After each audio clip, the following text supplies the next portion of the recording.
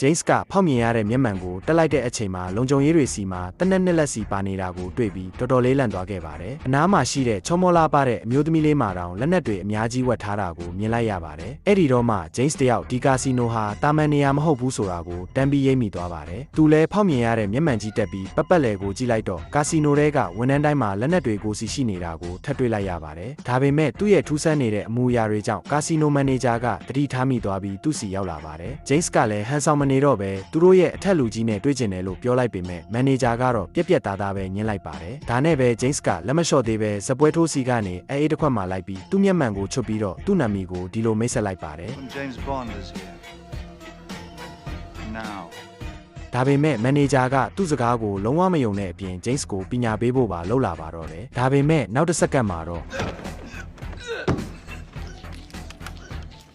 James ရဲ့ကျွမ်းကျင်တဲ့တိုက်ခိုက်မှုတွေကိုမြင်သွားတဲ့တက်တော်ဆောင်ကတော့သူဟာတာမန်လူမဟုတ်ဘူးဆိုတာတီးသွားပြီးသူ့အထက်လူကြီးစီကိုချက်ချင်းခေါ်သွားပေးလိုက်ပါတယ်။ James ကရုံးခန်းထဲကိုရောက်သွားတဲ့အချိန်မှာတော့အဲ့ဒီလူကြီးကအံ့ဩတုန်လှုပ်သွားပါတယ်။ဘာလို့လဲဆိုတော့သူက James ကိုတေးပြီးလို့ထင်နေခဲ့တာပါ။ James ကတခြားလူတွေကိုအပြင်ထုတ်လိုက်ပြီးအဲ့ဒီလူကြီးကိုအကျိုးအကြောင်းမေးမြန်းပါတော့တယ်။အဲ့ဒီအချိန်မှာတော့အဲ့လူကြီးက James ကိုနားလည်မှုမလွဲအောင်ဇက်ကြောင်းအကုန်ပြန်ရှင်းပြပါတော့တယ်။တကယ်တော့လွန်ခဲ့တဲ့ရက်ပိုင်းက James စီကိုရှို့ဝတ်တာဝန်တစ်ခုပေးအပ်ခြင်းခံခဲ့ရတာပါ။အဲ့ဒါကတော့ရေနံကုမ္ပဏီ CEO စီကနေအခိုးခံလိုက်ရတဲ့ဒေါ်လာ10 သန်းနဲ့ရှို့ဝတ်စာရွက်စာတမ်းတွေပါတဲ့လက်ဆွဲအိတ်တွေကိုပြန်ယူဖို့ဖြစ်ပါတယ်။ James ကလည်းရန်သူစခန်းထဲကိုဖောက်ထွင်းဝင်ရောက်ပြီးမိနစ်ပိုင်းအတွင်းမှာပဲဒေါ်လာ10 သန်းပါတဲ့အိတ်ကိုပြန်လည်သိမ်းဆည်းနိုင်ခဲ့ပါတယ်။ပတ်စံတွေပြန်ရပြီဆိုတာသိတာနဲ့ရေနံကုမ္ပဏီ CEO ကလည်းကိုတောင်စီကိုချက်ချင်းသွားပြီးစစ်ဆေးပါတော့တယ်။တစ်ဖက်မှာလည်းတာဝန်ပြီးသွားတဲ့ James ကလည်းသူ့ရုံးခန်းကိုပြန်ရောက်သွားပြီးအေးဆေးဆေးအချိုရီတောက်မယ်လို့တဲ့အချိန်မှာသူ့လက်မှာဓာတ်ဆီတွေပေးနေတာကိုသတိထားမိသွားပါတယ်။တခုခုတော့မားနေပြီဆိုတာသူချက်ချင်းရိပ်မိလိုက်ပါတယ်။ James က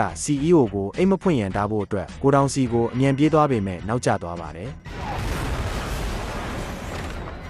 အိတ်ကိုဖွင့်လိုက်တဲ့အချိန်မှာပဲပောက်ကွဲမှုကြီးဖြစ်သွားပြီး CEO တယောက်နေရာမှာတင်ပွဲချင်းပြီးဆုံးသွားခဲ့ပါတယ်။ဒီသတင်းအချက်အလက်တွေကိုကာစီနိုပိုင်ရှင်က James ကိုပြောပြလိုက်ပါတယ်။အဲ့ဒီနောက်မှာတော့ဒီကိစ္စရဲ့နောက်ွယ်ကတရားခံဟာအဲ့ဒီလူကြီးရဲ့ဇနီးအန်နာဆိုတာကိုသိလိုက်ရပါတယ်။တကယ်တော့အန်နာဟာတဘာဝတံငွေကုမ္ပဏီတစ်ခုရဲ့ CEO ဖြစ်ပြီးရေနံကုမ္ပဏီ CEO နေရာကိုအစားထိုးဖို့အတွက်လုပ်ကြံခဲ့တာပါ။သူမကနိုင်ငံအသီးသီးကရေနံပိုက်လိုင်းတွေကိုဖျက်ဆီးပြီးတဘာဝတံငွေကနေငွေအများကြီးရှာဖို့ကြံစည်နေတာဖြစ်ပါတယ်။ James တယောက်အန်နာရှိတဲ့နေရာကိုသိရတာနဲ့သူ့အဖွဲ့နဲ့အတူစခန်းကိုဝင်စီးပြီးအပြင်းထန်တိုက်ခိုက်ပါတော့တယ်။နောက်ဆုံးမှာတော့ James ကသူ့ရဲ့ထူးချွန်တဲ့စွမ်းရည်တွေနဲ့အန်နာရဲ့အဖွဲ့တစ်ခုလုံးကိုအမြင့်ပြတ်အောင်ချေမှုန်းနိုင်ခဲ့ပါတယ်။တာဝန်ကိုအောင်မြင်စွာထမ်းဆောင်နိုင်ခဲ့တဲ့ James တယောက်ကတော့အဆုံးမှာပျော်ရွှင်တဲ့ဘဝကိုပိုင်ဆိုင်သွားပါတော့တယ်